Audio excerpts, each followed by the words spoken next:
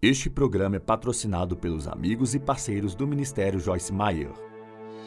Você nunca pode fazer com que a coisa nova que Cristo fez por nós se encaixe no pensamento antigo. Eu sou Joyce Meyer e eu acredito que Deus pode curá-lo em todas as áreas que você sofre. Quantos estão realmente felizes por conhecerem ou estarem aprendendo a palavra de Deus? Sabe, eu estava pensando durante o culto, a palavra de Deus funciona, e se não está funcionando para você, é porque você não está trabalhando nela. Quando fazemos o que a Bíblia nos diz para fazer, as nossas vidas mudam. Elas não mudam de uma vez, mas gradualmente, de pouco a pouco. Mas, se você ficar firme, sua vida será completamente e totalmente transformada. Vou falar com vocês esta manhã sobre a diferença entre a lei e a graça. E como, mesmo como cristãos da nova aliança, muitas vezes nós misturamos muitas coisas da antiga aliança com ela e com isso nós a enfraquecemos. Sabe, o diabo quer que sejamos legalistas. Acho que um dos maiores desafios que teremos em nossa vida é viver uma vida santa sem nos tornarmos legalistas. Somos chamados à santidade, mas tem muitas pessoas que tentam viver uma vida santa, fazendo tantas regras e regulamentos para si mesmas que elas se tornam legalistas. E uma das coisas que acontece no momento em que você se torna um legalista é que você começa a julgar as outras pessoas que não estão fazendo o que você está, ou tanto quanto você está fazendo, ou da forma como você está fazendo. Eu fui uma cristã legalista, eu teria sido um fariseu top, sabe?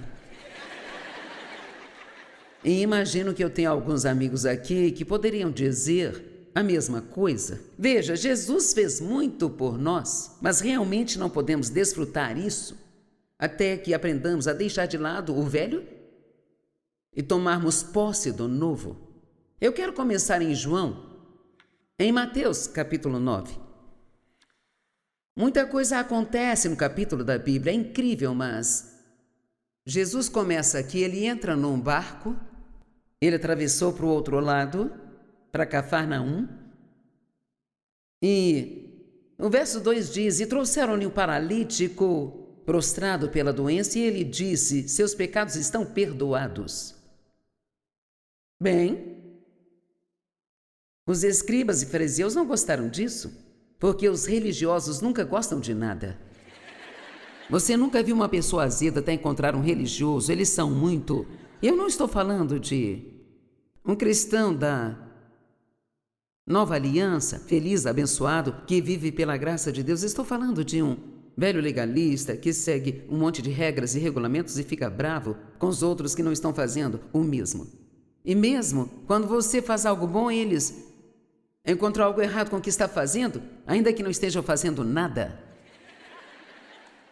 Eu sei, já sofri esse julgamento. Bem, quem ela pensa que é? Bem, pelo menos eu estou ajudando algumas pessoas. E você? Está? E assim, havia tanta coisa que Jesus fez de bom, mas os fariseus nunca gostavam de nada. Não importava o que fizesse, eles não gostavam. Então trouxeram a ele esse homem que estava paralítico e ele não disse imediatamente, seja curado. Ele disse, seus pecados estão perdoados. E os escribas disseram, quem ele pensa que é?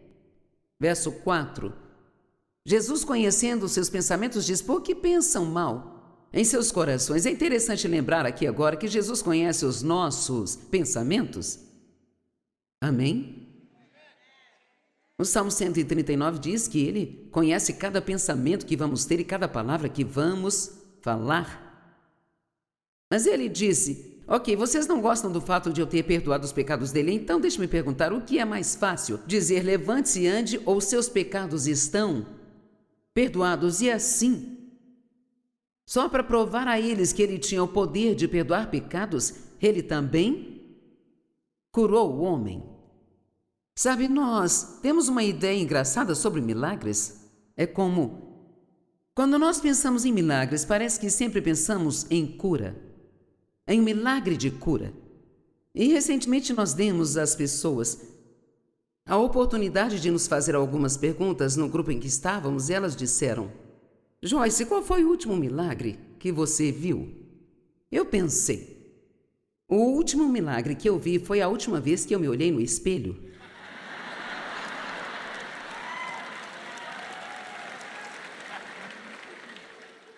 Porque veja, se você é um crente nascido de novo, você é um milagre. Amém? E eu acho que não devemos sempre olhar para os milagres apenas como alguém sendo curado ou... Sabe, dizem que um milagre é algo que ninguém pode explicar. Bem, eu não posso explicar a você porque a minha vida chegou aonde ela chegou, porque certamente por todos os padrões naturais não deveria ser assim. Sabe, eu não me saí tão bem em inglês quando estava na escola. Eu tirei um 3 em inglês. E agora estou falando com pessoas no mundo todo, todos os dias, em 110 idiomas diferentes.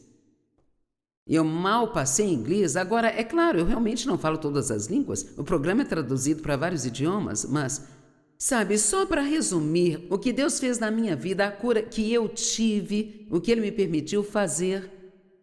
Sim, toda vez que eu me olho no espelho, eu tenho que dizer: olha, Joyce, você é um milagre, porque eu sei a bagunça que eu era.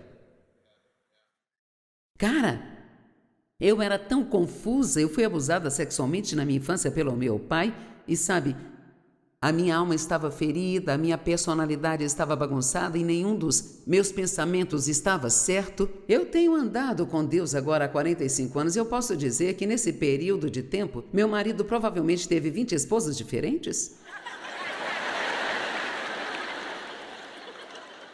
Acho que isso mantém tudo muito interessante. Ele não precisa procurar uma nova mulher, porque Deus está sempre me mudando e eu fico diferente do que eu era. Então, alguns anos depois, já sou um pouco diferente de novo. Quem já descobriu que Deus continua? Se você ficar firme com Deus, Ele continuará mudando você. E vou te dizer, isso nunca para enquanto você estiver aqui nesta terra. Glória a Deus. E quer saber? Você nem precisa se preocupar muito com as coisas que estão erradas com você, porque enquanto continuar com Deus, você continuará mudando de pouco a pouco. Mas quando Ele voltar para nos buscar, ainda haverá coisas erradas conosco.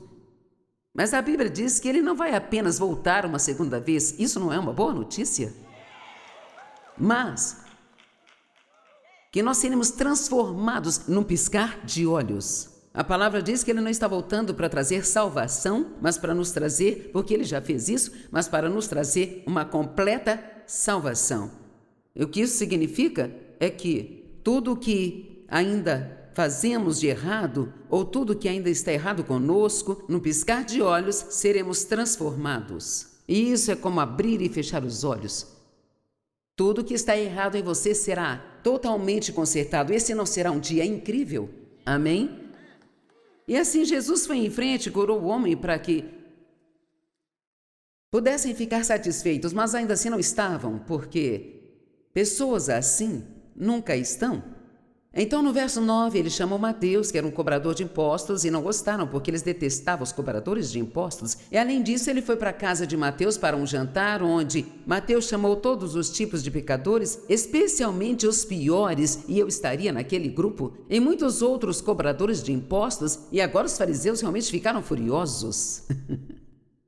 Parece que eles viviam chateados o tempo todo. Quando Jesus soube que eles estavam chateados, ele disse: eu não vim para aqueles que não precisam de médico, mas para aqueles que estão fracos e doentes. Então, basicamente, ele estava dizendo: vocês acham que estão todos corretos? Bem, se esse for o caso, de qualquer forma, eu não vim aqui por vocês, eu vim para essas pessoas que precisam de mim. E no verso 13 diz: vão e aprendam o que significa desejo misericórdia e não sacrifícios. Bem, Deus quer nos dar misericórdia. Ele não quer que tentemos fazer sacrifícios a Ele quando pecamos, porque o único sacrifício que era necessário já foi feito de uma vez por todas. E assim, Deus quer que nós olhemos para a cruz quando fazemos algo errado. E sabe, é um grande desafio chegar ao ponto em que você pode fazer algo errado que sabe que é pecado, admitir isso a Deus, dizer a Ele que quer se afastar, que está pronto para se afastar disso, receber o seu perdão e literalmente seguir em frente e não se sentir culpado. Quantos aqui, depois de fazer algo errado, mesmo depois de pedir perdão, têm a tendência de ainda se sentirem culpados por um tempo? Eu acho que às vezes dividimos nossos pecados em categorias pequenos, médios e grandes. Se for um pecado pequeno, você terá que sentir culpa só por algumas horas, e um médio leva alguns dias, e então um grandão leva muito, muito tempo, sabe? Eu carreguei esse saco de culpa comigo por muito tempo. E eu estava aprendendo sobre fé nos anos 70, no movimento da palavra da fé. Cara, eu estava usando minha fé para tudo. Acreditava em Deus para todos os tipos de coisas e eu não precisava de nada. Eu precisava amadurecer e crescer, mas eu nunca orava por isso. Você sabia que Paulo, em todas as orações que Paulo orou, ele não orou nem sequer por uma única coisa, pelos crentes? Ele nunca orou para que seus problemas desaparecessem? Ele só orou coisas que os ajudariam a crescer espiritualmente. Em vez de orar para que os problemas desaparecessem, ele orou para que eles tivessem o poder de suportar o que quer que viesse e manter-se alegres enquanto passavam por aquilo.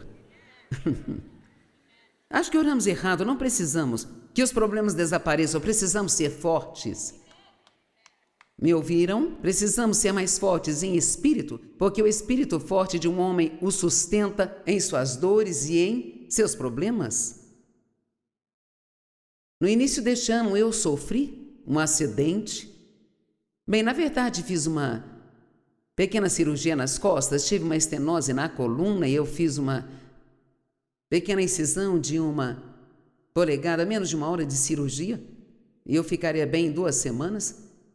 Mas algo aconteceu e eu tive um coágulo no local da cirurgia e tive que voltar para uma segunda cirurgia. Isso causou danos nos nervos desta perna. Eu fiquei no hospital por 2 semanas para reabilitação.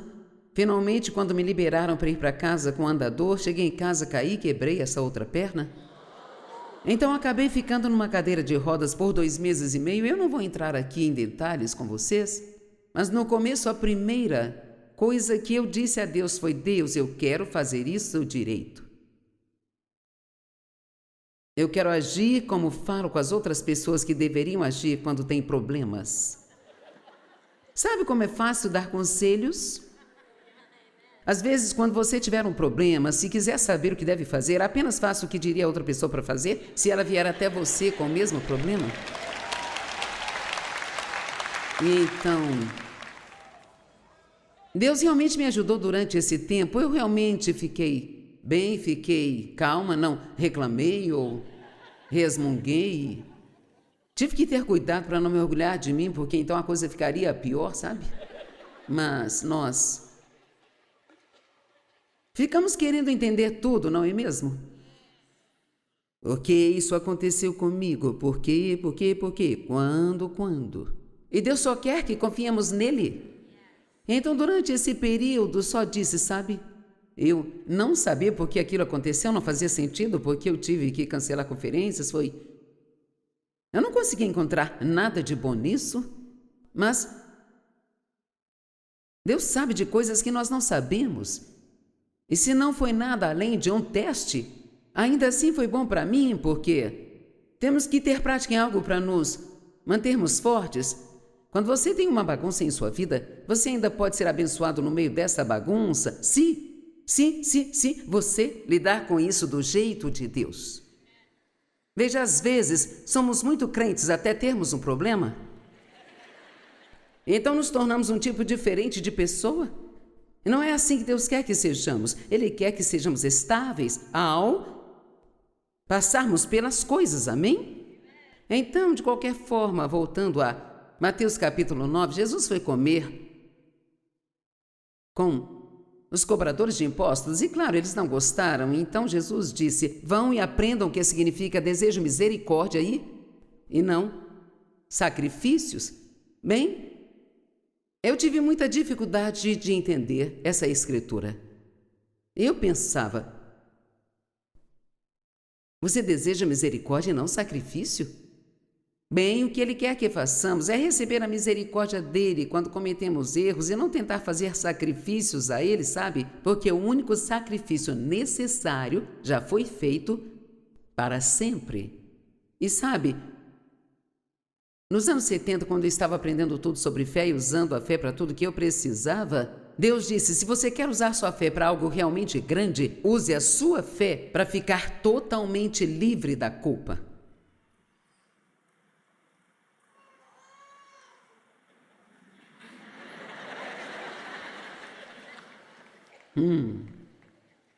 Então eu não deveria me sentir culpada quando faço algo errado? A Bíblia diz em Tiago que você deve chorar e lamentar o seu pecado, mas não diz que deve continuar fazendo isso por muito tempo depois de você receber o perdão de Deus. Veja, quando ele perdoa o pecado, ele o remove para tão longe quanto o leste está do oeste e ele realmente já não se lembra deles mais. Então, se você voltar a falar com Deus sobre algo pelo qual já pediu perdão, ele nem vai saber do que você está falando.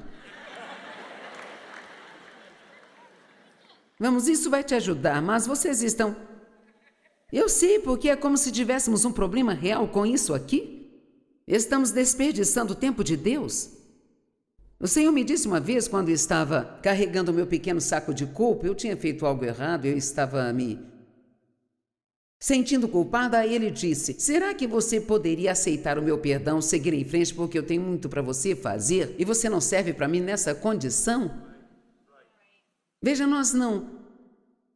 Deus não pode nos usar para nada se nós não gostamos de nós mesmos. Então, Ele quer que nós recebamos sua misericórdia, em vez de tentar fazer sacrifícios. Receber sua misericórdia, agradecê-lo pelo sacrifício que realmente já foi feito, e diz muitas vezes na Bíblia, eu vou falar disso no próximo culto, que ele fez isso de uma vez por todas. Uau! Essa é uma tremenda afirmação, e aparece em Hebreus várias e várias vezes. Então, ele fez isso uma vez. Debaixo da antiga aliança, os sacerdotes tinham que ir lá ano após ano, após ano, após ano, e os pecados deles nunca eram perdoados, eram cobertos. O nosso foi completamente lavado e ele não se lembra deles mais. Amém? E ele só teve que fazê-lo uma vez.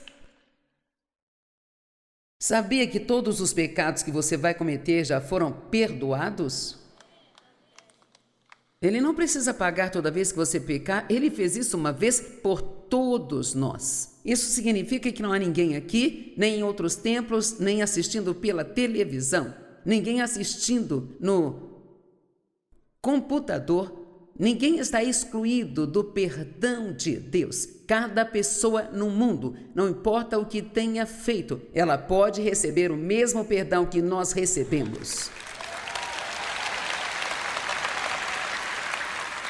E espero e oro quando digo isso, que cerca de... Vamos crer que pelo menos 500 mil de pessoas assistindo pela TV pensou: glória a Deus, há esperança para mim. Amém? Então, quando eu estava tentando entender o que esta escritura significa, Deus me deu um exemplo e eu vi algo aqui na minha mente. O nosso filho, que agora tem 44 anos, quando criança ele brincava muito ao ar livre e talvez digamos que ele tivesse uns 5 anos de idade, e assim, havia um valentão em nossa vizinhança. E sabe, o diabo é um valentão e ele está sempre em nossa vizinhança. E esse valentão pegava a bola do Dene, jogava no esgoto e o Dene vinha correndo e eles corriam atrás dele, entravam pela cozinha e muitas vezes o Dave estava num cantinho da sala e o Dene entrava gritando: pai!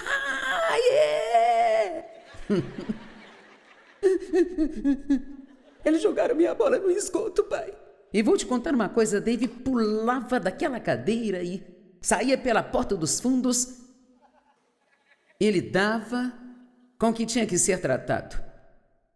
Agora, nosso filho também era um pouco indisciplinado. Ele era muito indisciplinado. E então, tínhamos uma lista de regras, por assim dizer, de coisas que ele deveria fazer todos os dias. Arrumar a cama, levar o lixo para fora, alimentar o cachorro, sabe? O que quer que fosse. E o que o Senhor me mostrou foi que, quando o estávamos ensinando e treinando, ele estava aprendendo a fazer certo as coisas que fazia errado. Mas quando ele precisava de nós não íamos primeiro checar a lista para ver se ele tinha feito tudo antes de ir correndo ajudá-lo. Acho que vocês não entenderam, vou repetir. Veja, se você é filho de Deus, quando tem uma necessidade, não importa quantas coisas não estejam marcadas na sua lista. Eu vou falar com você, eu acho que você está entendendo. Oh, já tem 3 dias que eu não leio a minha Bíblia.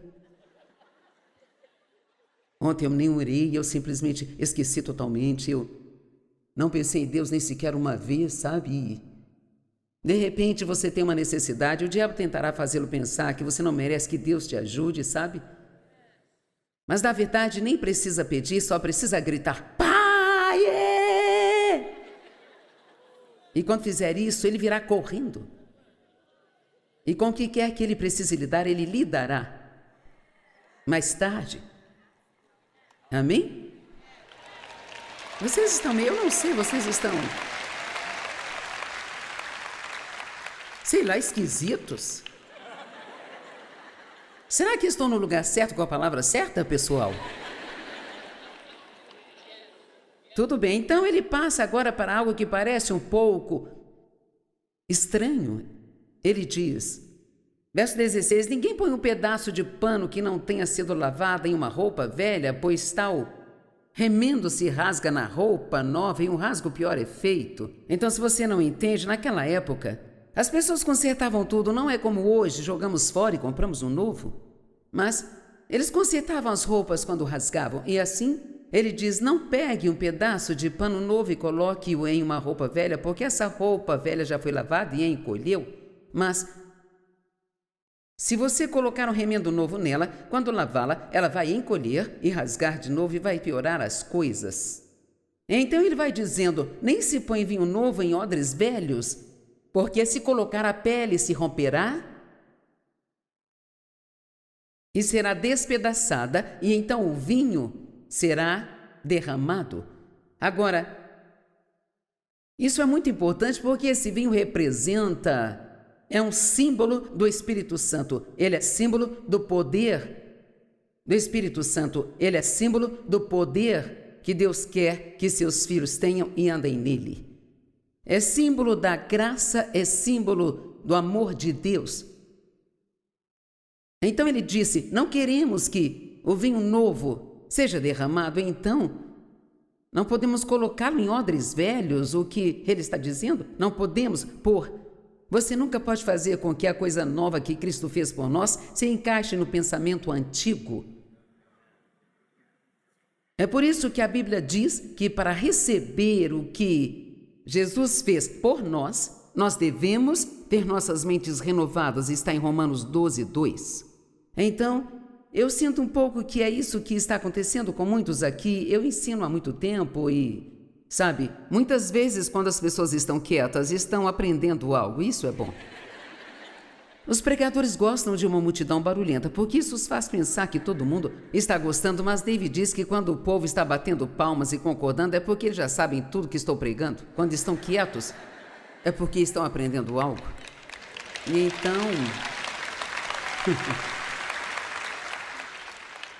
quero dizer, isso é uma coisa enorme, porque muitos crentes da nova aliança não estão nem remotamente começando a desfrutar os privilégios que eles têm como filhos de Deus. Isso é porque eles ainda estão misturando o velho com um novo